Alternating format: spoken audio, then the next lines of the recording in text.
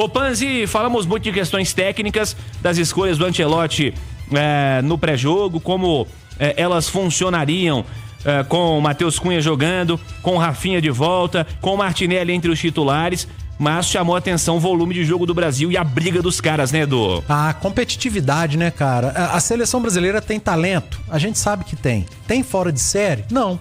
Você não tem aquele fora de série. Mas se você aliar talento à competitividade, você melhora, cara. Não tem como. E eu acho que os 2 primeiros jogos do Ancelotti, talvez tenha sido isso que ele tenha pedido no vestiário. Ele e os seus atletas de confiança venderam essa ideia. Não houve tempo para nada absurdo taticamente, para nenhuma mudança brusca.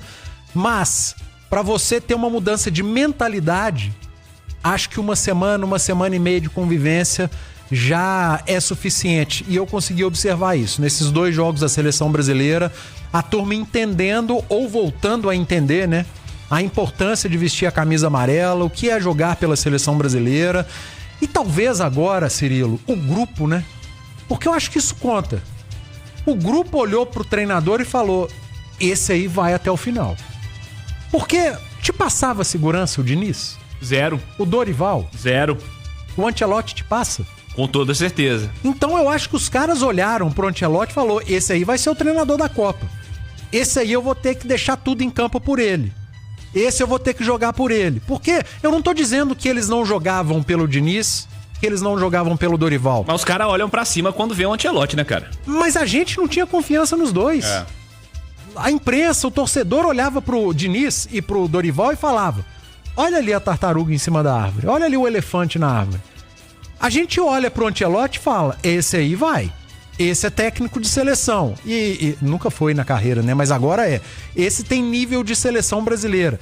E eu acho que o atleta é a mesma coisa. Comprou a ideia, sentiu que agora vai, que esse vai ser o cara que vai comandá-los na Copa do Mundo e vão deixar tudo em campo.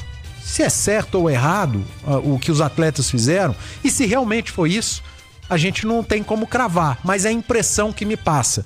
E nessa primeira semana e meia, 2 semanas de Ancelotti, junto com o grupo, eu acho que ele trabalhou foi isso. Trabalhou foi vestiário, foi fazer a turma entender que precisa competir mais, que quando enfrentar o Paraguai vai competir muito, o Equador vai competir muito, a Colômbia, a Venezuela, e o mínimo que o Brasil precisa fazer é competir igual, porque talento tem a mais. Talento tem de sobra em relação a outras seleções da América do Sul. E a partir de agora, já com a vaga garantida, com mais tempo, com outra data FIFA, depois vem aí os amistosos, mais tempo junto, aí o Ancelotti vai começar a implementar o que ele pensa, ele vai conhecer a característica de alguns jogadores que ele ainda não trabalhou, o dia a dia, a função em campo e tentar montar essa seleção baseado nessas características que marcou a carreira do Ancelotti, montar equipes baseadas nas características dos seus atletas. E eu acho que a partir de agora a gente vai ver mais de Ancelotti na seleção brasileira no campo e não só na mentalidade. E é isso que eu espero. E quem sabe, Cirilo, a gente tem um pouquinho mais de esperança com essa seleção brasileira na Copa do Mundo, que é como você disse, né?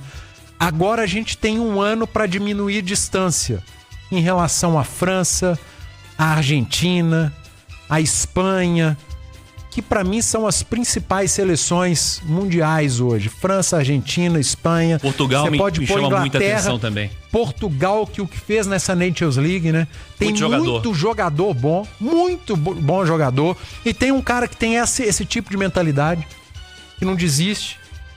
Passa ano, sai ano, e o Cristiano Ronaldo não desiste. Então nós citamos aí França, Argentina, Espanha, Inglaterra, Portugal, eu vou incluir a Alemanha. Tem pelo menos, vamos pôr mais a Holanda, pelo menos 7 seleções jogando mais que a seleção brasileira. Algumas jogando muito mais que a seleção brasileira.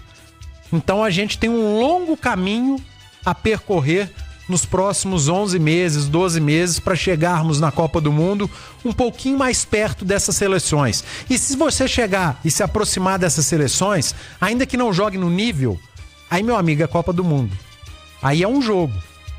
Um jogo você consegue diminuir ainda mais a distância. E é nisso que eu acredito, e é nisso que o Ancelotti vai trabalhar. E você já viu o Ancelotti, a equipe de Ancelotti em mata-mata, né? Você já viu o que esse treinador é capaz de fazer em um jogo, né? Então vamos acreditar, eu acredito na seleção brasileira, tô mais esperançoso, a competitividade voltou e eu acredito muito que o jogo coletivo, ele vai voltar. Nós temos muito a evoluir. Se a gente não tem o fora de série, a gente tem um grupo muito bom e um treinador fora de série. E quem sabe, com um grupo muito bom e com um técnico fora de série, nós não possamos sonhar com uma seleção brasileira chegando em 2026 em condições de brigar e de olhar no olho de hoje das principais seleções do mundo, e nós não estamos entre elas hoje. Mas quem sabe lá em 2026 a gente não se aproxime e olhe no olho. Eu acredito, Cirilo.